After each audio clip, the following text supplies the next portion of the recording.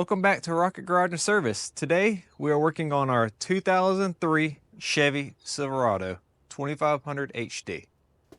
We have already replaced all of our rotors and our pads with a Power Stop Z36 kit.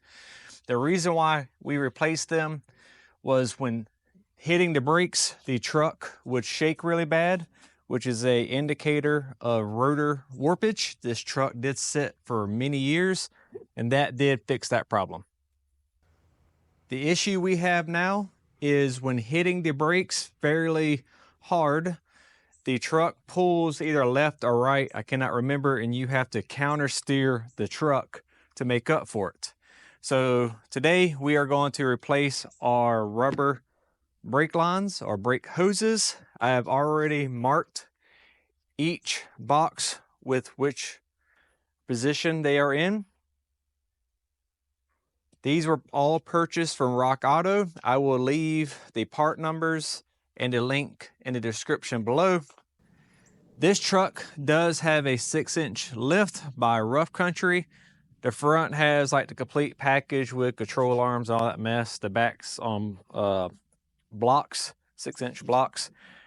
I'm hoping I can change these lines without taking our wheels off. We will have to see. These are 35 by 12.5 by 20s. So that might give us the access that we need to take our Banjo bolts off. We will see. If you have a factory vehicle, you probably will have to take your wheels and tires off. But that might be something that changes for us. The reason why I have to explain that this truck has a lift is because my vehicle may be different from yours. For example, we have aftermarket control arms on the upper. Here is the driver's side. You can see a large zip tie there, which I'm probably going to have to buy one because I think that is a good move. And I think these brackets are bent, but I'll have to check that. So yeah, this vehicle is slightly different than maybe a factory vehicle would be, but the concept is still the same. We are going to start on the driver's side front.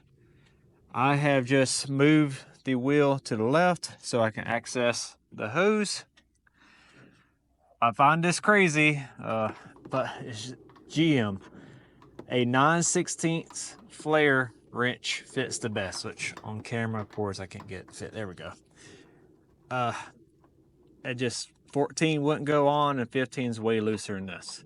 So we're going to roll with the 9/16 flare wrench. If you're doing these, you got to have one of these. You will ruin these nuts without a flare nut wrench. You see how enclosed they are? Go to Harbor Freight, wherever, Northern Tools, and get you some of these wrenches. This is a Craftsman. It ain't nothing fancy.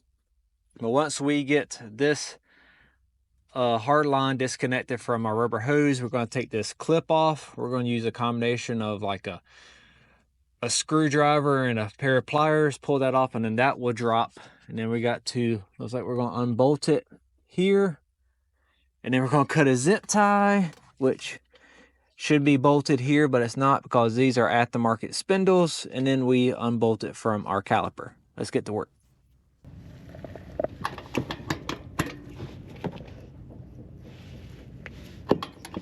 Oh, that came off easy.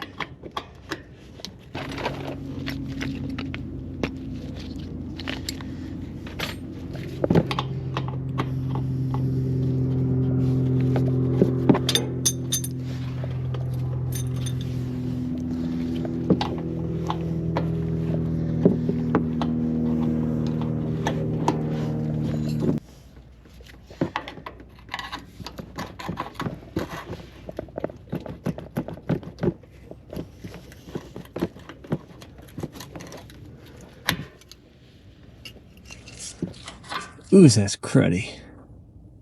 Here is the clip that holds your rubber brake hose on. You can see it's just like a U shape. These are usually a pain in the butt. Be prepared to have to pry hard and in different like angles to get it off, and usually they'll go flying somewhere and it takes you a while to find them. They are even usually harder to get on.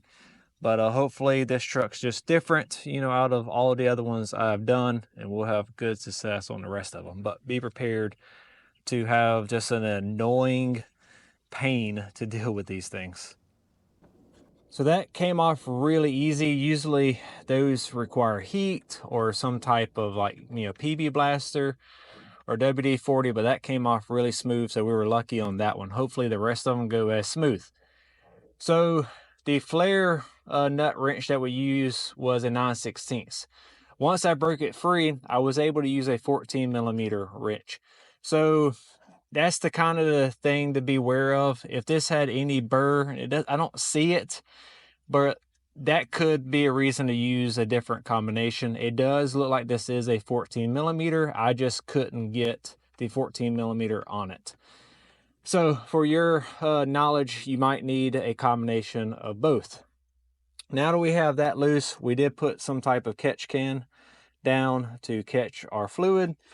Now I got to loosen up this. Hopefully it's like a 10mm, and then we'll work ourselves back.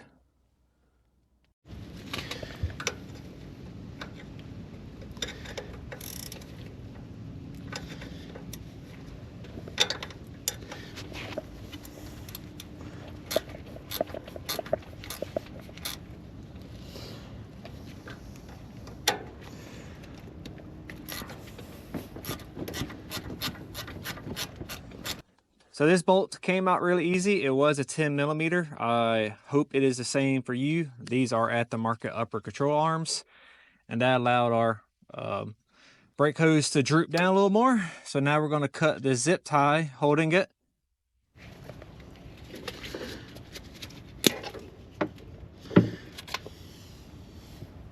So what I'm going to do is, since my wheel is turned, I'm going to go ahead and go to the passenger side and undo the caliper.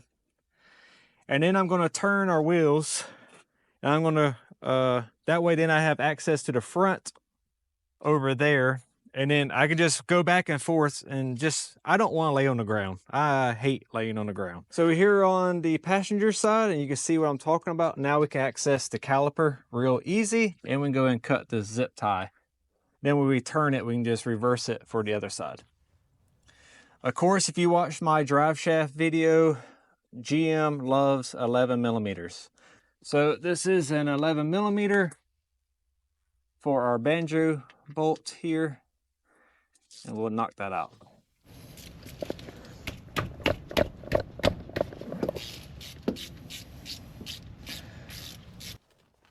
Okay, we're back on the driver's side after rotating or turning our tires the other way. No change, 11mm. Let's knock this off.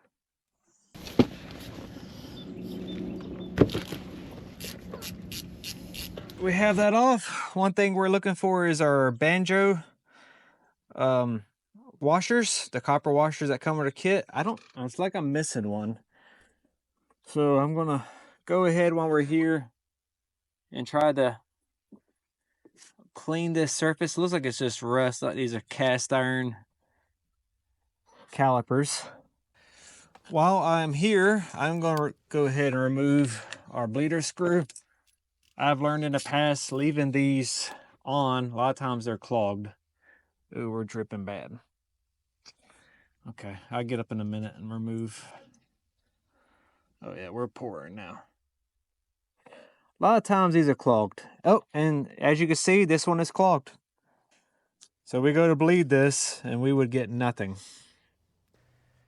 And this is why protective caps are so important, and I would recommend you order some if you're missing them. I'm going to look into it. This is the one that's on the passenger side. Look at the condition of it compared to the one without the cap. It is dirty, it's corroded, it's clogged up at the bottom. This one's clean, so it would bleed properly. So just something to pay attention to. All right, on to the passenger side. So we're going to try to use the 14 over here.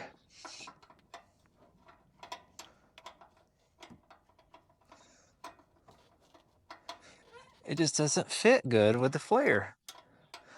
It is a 6-point wrench, so yeah, okay. And we'll grab the 9/16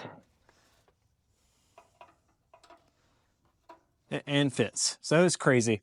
The flare wrench does not fit with a 14 millimeter, fits a 9/16, but a regular wrench fits.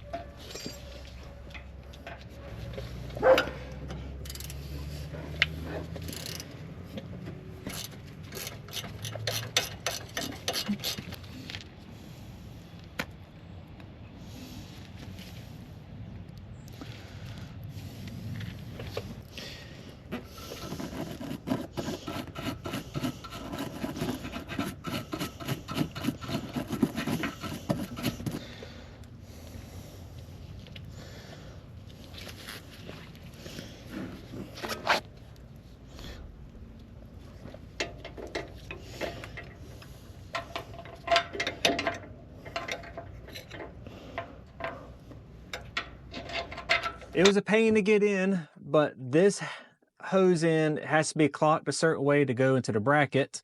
And the same thing for this clip. It's kind of hard to show on camera. You just got to make sure it stays seated, kind of like that. If it's not all the way in, that means they ain't clocked right. And then you can see the big tabs go underneath. One side of this is smaller than the other, so you have to have it clocked right. What I did is I put the top in first because there's actually like grooves, and then it just slips over the bottom. Now I'm going to go ahead and tighten up our hard line nut here, and then as I thought, we're going to have to bend this bracket up and then work ourselves down to the caliper.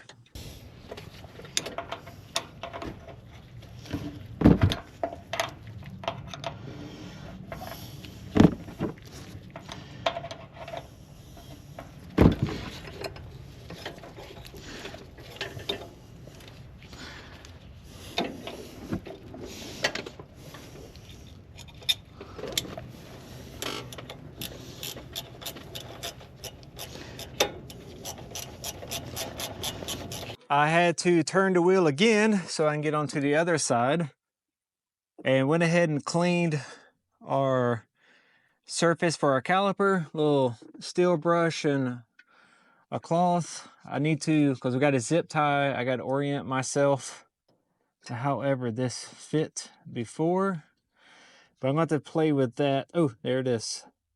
Took a little work, but we got our Banjo bolt out of our old line. We cleaned up our surface here. Now we're going to put the washer on the bolt head side, and then we're going to sandwich it on the line side, and then we'll thread it in and use our 11 millimeter to tighten it.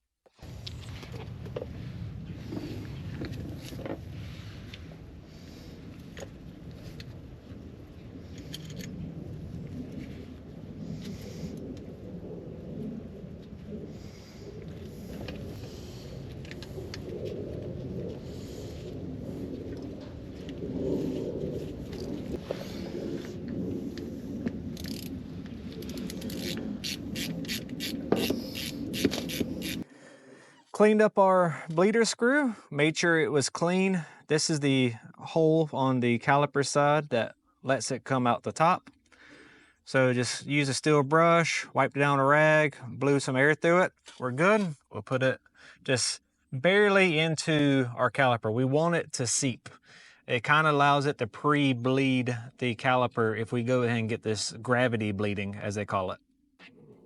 We are done with the front. You can see what we have. So we did have to bend this a little bit. I don't know if you could tell in the video. And I have zip tied everything. I'm going to get some loom and I'm going to run it here just to prevent any chafing during turning. but both passenger side and driver side is done. The only thing left is to bleed. So what I just showed y'all was the passenger side, and this is the driver side, just in case you wanted to see it. It did take a little bit to get fluid out of the top. I had to take our bleeder out, and then I had to press on the brakes a good bit to finally get fluid out. So I don't know if we had a blockage, because this was the clogged bleeder, but we did get fluid out. One of the best things I've bought for doing brakes is one of these reservoirs. It's literally just brake fluid, and it just gives you that extra capacity so you don't have to worry about running your reservoir dry on your master cylinder. And it just gives you what, probably another extra quart. So I'm letting it gravity bleed a little bit, I done loosen up all our bleeders, and they're just dripping real slowly. I can see our back caliper starting to drip, so we need to put our bleeder back in it. But that just gives us some extra insurance that we don't run this dry, which will be a whole nother process of bleeding if you run this dry. Of course, this requires 2 people. I have someone in the driver's seat. I use this vacuum reservoir tool to catch our brake fluid. It has a clear hose, and it comes with this attachment put over our bleeder, and it's a 10mm, and we'll get the person in our driver's seat to pump like 10 times, and then we'll bleed until we get no air out of our hose here. Okay, pump. All right, he said 10 and holding. Release. Oh, that one looked pretty good. All right, we're done with the passenger side. We're gonna go and put our protective cap back on, keep any dirt and debris to get out. Let's move to the last one. Driver side front. Okay, he's already pumped 10 times. Now we're gonna loosen. You're holding, right?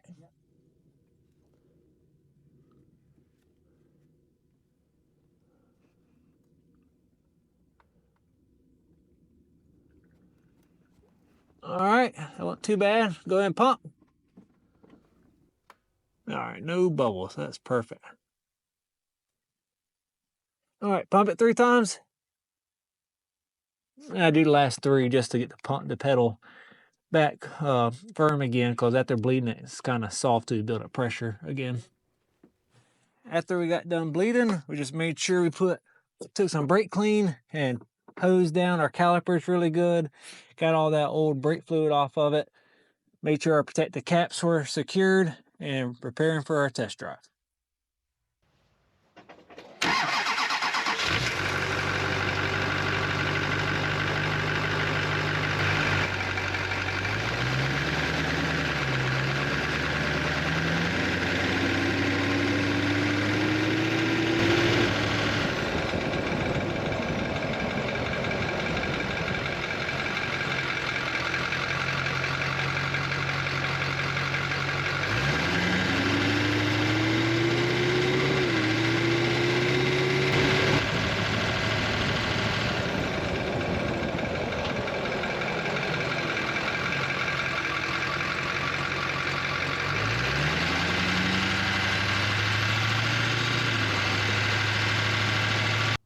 I'm going to break this video up into 2 parts. We're going to do a front brake line remove and replace, and we're going to do a rear brake line remove and replace. What I am going to do is I'm going to use the same clip for bleeding the front and the rear. So it kind of makes it weird on my filming, is the reason why I'm explaining this. I'm going to go do the back to film a new video, and then at the end when I go to bleed everything, I'm going to break it up to the video that's appropriate for where we are bleeding. So just want to kind of explain that. It's weird for me in my filming mind how I'm going to do this, but if it kind of gets weird, then that's the reason why. Hey, so I want to close out this video. It's been about a month or 2 since we changed out these brake hoses. The problem did get better, but it is not fixed. It used to pull to the left or right very hard. Now it's just slightly. Don't have to counter steer nearly as bad. I suspect it's this driver's side front caliper. being that it was weird bleeding that I note in the video. It took like a pump or two to get fluid out. So I think there might be a restriction, or the pistons aren't working correctly or something weird. But we're probably going to change it out. But the problem is better. And I hope y'all enjoyed this video, and on to the next one.